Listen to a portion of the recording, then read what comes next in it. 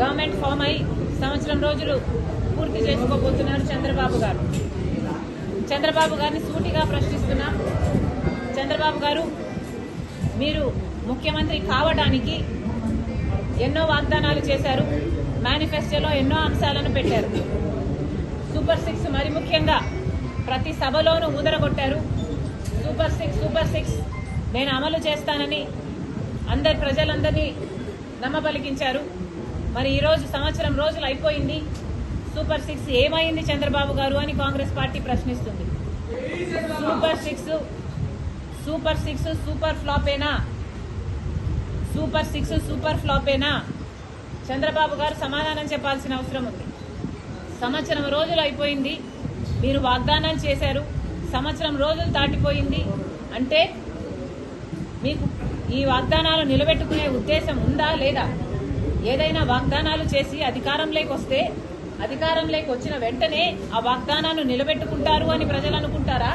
లేకపోతే ఇలా కాలయాపన చేసుకుంటూ ఆఖరి సంవత్సరంలోనో లేకపోతే మళ్లీ ఎలక్షన్లకు పోకముందో మీరు వాగ్దానాలు నిలబెట్టుకునే ఉద్దేశం మీకేమైనా ఉందా? ప్రజలకు సమాధానం చెప్పాల్సిన అవసరం ఉంది. సూపర్ 6లో భాగంగా చంద్రబాబు గారు మరి ముఖ్యంగా రైతులకి ప్రతి ఏడాది 20,000 రూపాయలు ప్రతి రైతుకి ఇస్తానన్నాడు. ఇప్పటికి 54 లక్షల రైతు కుటుంబాలు ఎదురు చూస్తూనే ఉన్నాయి. ఇంతవరకు రైతులకు ఇచ్చింది లేదు చంద్రబాబు గారు. రైతులను మోసమే చేశారు సంవత్సర కాలం పాటు రైతు భరోసా పథకం కింద. అంతేకాదు తల్లికి వందనం అనే పథకం ప్రతి బిడ్డకు 15,000 రూపాయలు ఇస్తానన్నాడు చంద్రబాబు గారు. ఎంతమంది బిడ్డలుంటే అంతమందికి ఇస్తానన్నాడు చంద్రబాబు గారు. ఒకరుంటే ఒకరికి, ఇద్దరుంటే ఇద్దరికి, ముగ్గురుంటే ముగ్గురికి, నలుగురుంటే ఏకంగా 60,000 రూపాయలు ఇస్తానన్నాడు చంద్రబాబు గారు. ఇది నేను చెప్తున్న మాట కాదు. చంద్రబాబు గారు ఎన్నికల సమయంలో ఆయన మాట్లాడిన మాటలు ఇవి. మరి నలుగురు బిడ్డలుంటే 60,000 ఇస్తానన్న చంద్రబాబు గారు ఒక్క బిడ్డకైనా కూడా కనీసం ఒక్క బిడ్డ వేసుకున్నా కూడా 84 లక్షల మంది తల్లులు ఎదురు చూస్తున్నారు. ఒక్క బిడ్డకి వేసుకున్నా కుటుంబంలో ఒక్క బిడ్డకి ఇచ్చినా 15,000 రూపాయలు. మరి చంద్రబాబు గారు ఇంతవరకు ఒక్క తల్లికి వందనం పథకం కింద ఒక్కరికి కూడా ఇచ్చింది లేదు. సూపర్ 6లో భాగంగా తల్లికి వందనం పథకం మీద కూడా చంద్రబాబు గారు మోసమే చేశారు. నిరుద్యోగుల కోసం 3,000 రూపాయలు నిరుద్యోగ భృతి ఇస్తానన్నాడు చంద్రబాబు గారు. దాదాపు 50 లక్షల మంది బిడ్డలు ఉద్యోగాలు రాక ఇంతవరకు ఎదురు చూస్తూనే ఉన్నారు. ఇప్పటికీ కూడా చంద్రబాబు గారు అరచేతిలో వైకుంఠం అన్నట్టు 3D గ్రాఫిక్స్ లో సినిమాలు చూపిస్తున్నారు, మంచి మంచి మాటలు చెప్తున్నారు. కానీ బిడ్డలకు ఉద్యోగాలు అయితే ఇంతవరకు వచ్చింది లేదు. కాబట్టి నిరుద్యోగ భృతైనా ఇవ్వాల్సిన అవసరం ఉంది. గత ఎన్నికల్లో కూడా చంద్రబాబు గారు ఇదే వాగ్దానం చేశారు. కానీ నిరుద్యోగ భృతి అప్పుడు కూడా ఇవ్వలేదు. ఇప్పుడు కూడా ఈ 5 సంవత్సరాలు కూడా ఇలాగే కాలయాపన చేసి నిరుద్యోగ భృతి ఎగ్గొట్టే ఉద్దేశమే చంద్రబాబుకు ఉన్నట్టు మాకు అనిపిస్తుంది.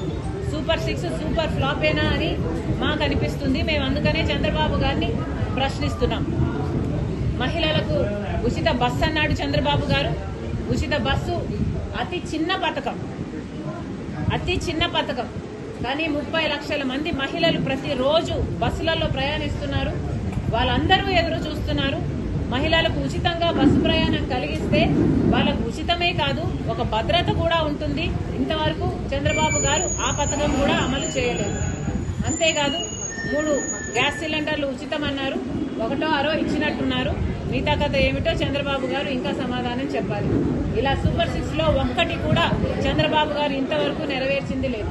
సూపర్ 6లో భాగం కానివి కూడా 18 సంవత్సరాలకే సూపర్ 6లో భాగం 18 సంవత్సరాలు నిండిన వాళ్ళకి ప్రతి నెల 1,500 రూపాయలు ఇస్తానన్నాడు చంద్రబాబు గారు. అంటే 18,000 రూపాయలు ఇస్తానన్నాడు మహిళా శక్తి కింద.